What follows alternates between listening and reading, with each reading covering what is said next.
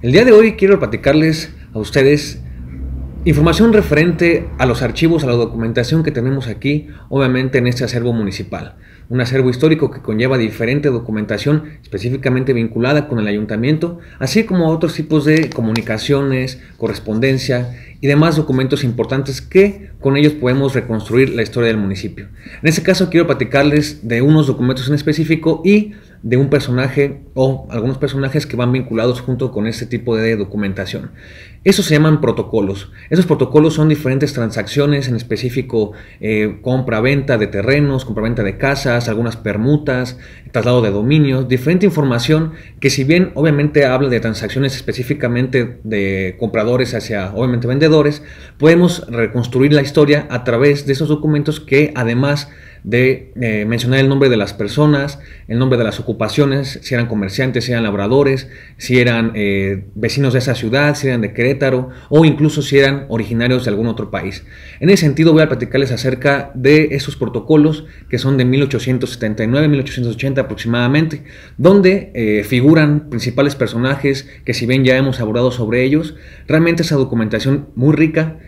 nos deja ver es posible reconstruir la historia de la ciudad a través de la parte económica, social e incluso un tanto cultural a través de estos documentos. Pues bien, uno de los personajes que se abordan demasiado en estos documentos es el personaje Eusebio González. Ya se había platicado con anterioridad que este personaje de origen español, incluso en los mismos documentos también lo mencionan como comerciante, oriundo de la ciudad del país español y que había llegado a territorio mexicano en la segunda mitad del siglo XIX. En ese sentido vemos que mucha de la documentación está vinculada con él, pues era un gran personaje específicamente vinculado con préstamos de dinero,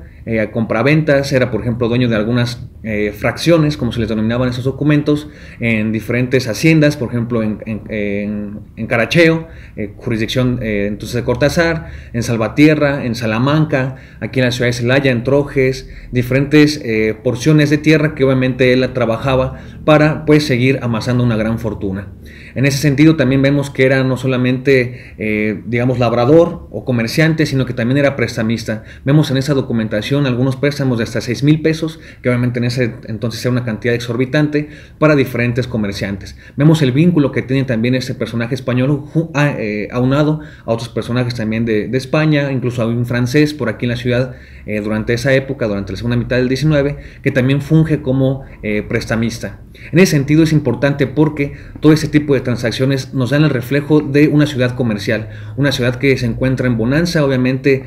a inicios de la época del Porfiriato, donde se ve con gran entusiasmo la inversión de los extranjeros y específicamente aquí en la ciudad de Celaya, donde poco a poco a través de diferentes mecanismos como la modernización, la inyección de la inversión extranjera, comienzan a hacer de Celaya pues una ciudad sumamente importante. Algo interesante sobre este personaje Eusebio González, que también encontré en la Hemeroteca Nacional y en algunos otros acervos, es que no únicamente se enfocaba en las cuestiones específicamente empresariales.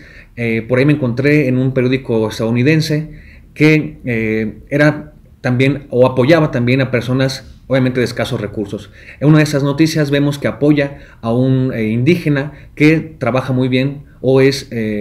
conoce perfectamente bien el mantenimiento sobre los ferrocarriles Sullivan. En ese sentido, Eusebio González les dice que si es tan bueno y se lo demuestra, él le da una beca para irse a estudiar a Filadelfia. De manera que lo logra y le da esta beca a este personaje, que obviamente demuestra la parte un poco altruista de este empresario, que si bien, como los comentaba, no es oriundo de aquí de la ciudad, ni mucho menos de México, pues hizo gran aportación. Obviamente, dentro de sus transacciones y sus grandes empresas podemos ver la fábrica de Zempoala, que después del Segundo Imperio Mexicano compra y catapulta en el sentido comercial e industrial,